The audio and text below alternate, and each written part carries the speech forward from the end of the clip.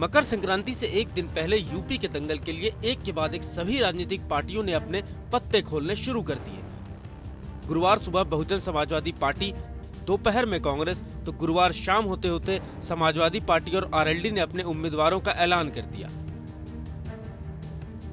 चुनाव में उतरने वाले प्रत्याशियों की पहली लिस्ट जारी कर समाजवादी पार्टी और आरएलडी के 29 प्रत्याशियों की पहली सूची जारी की गई। लिस्ट में 10 पर समाजवादी तो 19 सीट पर आरएलडी ने अपने प्रत्याशी उतारे हैं। 29 में से 9 पर मुस्लिम उम्मीदवारों को टिकट दिया गया है, जिसमें सपा ने 6, आरएलडी ने 3 मुस्लिम उम्मीदवारों को मैदान में उतारा है।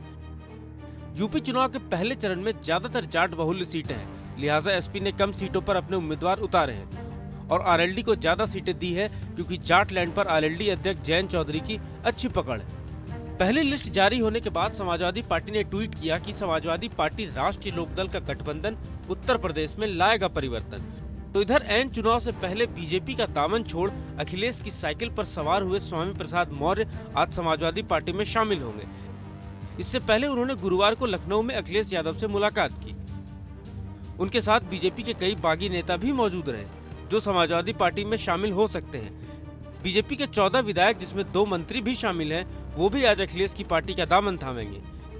इस दौरान स्वामी प्रसाद मौर्य ने एक बार फिर बीजेपी पर जमकर निशाना साधा। आज परिचयात्मक कार्यक्रम के लिए औपचारिक वार्ता हुई, आपस में बातचीत हुई, सभी का परिचय कराया गया और साथ ही साथ हम सब मिलकर के संयुक्त रूप से भारतीय जनता पार्टी को उखाड़ फेंकने का संकल्प लेकर के अपने अभियान को आगे बढ़ाएंगे। स्वामी प्रसाद मौर्य योगी सरकार में श्रम सेवा योजन और समन्वय मंत्री थे।